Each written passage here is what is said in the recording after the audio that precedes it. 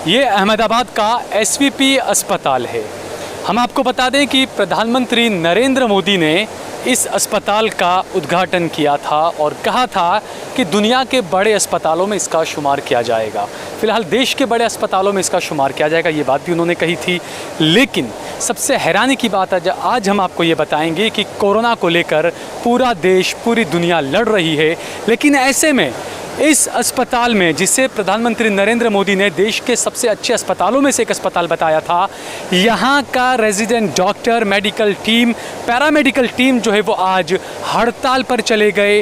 वो इसलिए हड़ताल पर गए क्योंकि उनकी मांग थी कि जो पीपीई जो किट होती है वो उन्हें नहीं मिल रही है।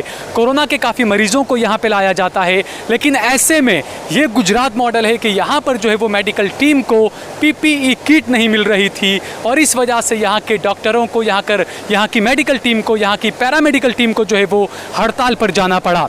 हालांकि बाद में मेडिकल सुपरिटेंडेंट ने उनसे बात की, कुछ और लोगों ने उनसे बात की और जैसे तैसे करके आनंद फानंद में शाम 5 बजे जो है वो हड़ताल को ख़त्म कराया गया।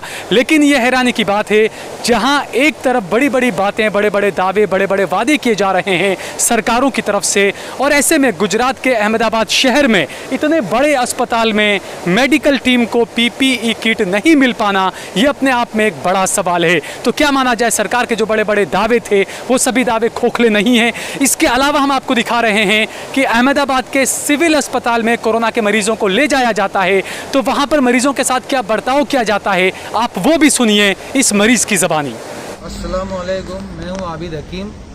मेरी सास को पहले अभी कोरोना हुआ है और उन्हें यहाँ तपन में लाए हुए हैं, तपन हॉस्पिटल में। पहले वो सिविल में थे, सिविल के अंदर बेदरकारी होने के सबब से हम लोग यहाँ पर लाए हुए हैं उनको, और वहाँ पर हम लोग 9 दिन से उनको एडमिट किया हुआ था। वहाँ कोई ट्रीटमेंट उनकी हुई नहीं है, वहाँ बहुत बेदरकारी से उन लोगों ने काम लिया है, इसीलिए उन्हें यहाँ लाना पड़ा हमें।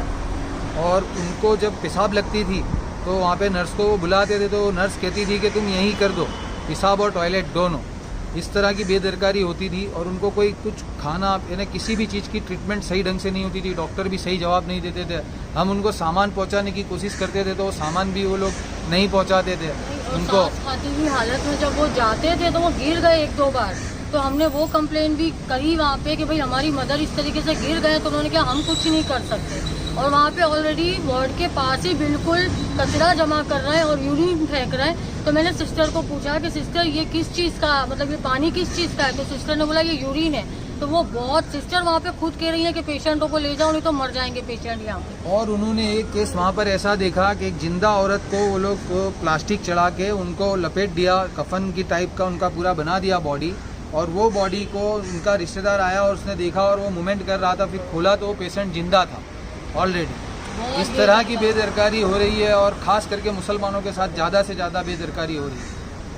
और मुसलमान लोग जो कैंप में भी है वो भी बहुत परेशान है, उनको ना उनका सामान जाता है, ना उनके पेशेंट से उनकी मुलाकात हो पाती है, ना वो लोग मिल पा रहे हैं, ना देख पा रहे हैं। बस सबको एक कैंप में ले जाके रख दिया है। पेशेंट मर जाता है, जब अंदर से रिपोर्ट आती है कि भाई मर गया, डेड बॉडी भी कोई फ़ौरन नहीं मिल रही है, 10-10 घंटे तक वेटिंग चल रही है डेड बॉडी के अंदर। तो सुना आपने किस तरीके का व्यवहार जो है वो मरीजों के साथ किया जाता है और किस तरीके से, हालांकि डॉक्टरों को हम बार बार सलाम करते हैं कि इतनी मुश्किल घड़ी में देश के डॉक्टर जो है वो हमारे साथ खड़े हुए हैं, हमारे लिए एक पैर पर खड़े हुए हैं, लेकिन सरकार की तरफ से, प्रशासन की तरफ से उन्हें कितना दो चार होना पड़ रहा है, उन्हें ज़रूरी चीज़ें मुहैया नहीं कराई जा रही है।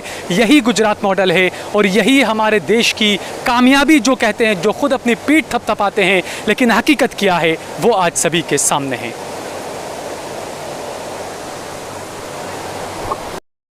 आप देख रहे हैं देश लाइव, देश की आवाज।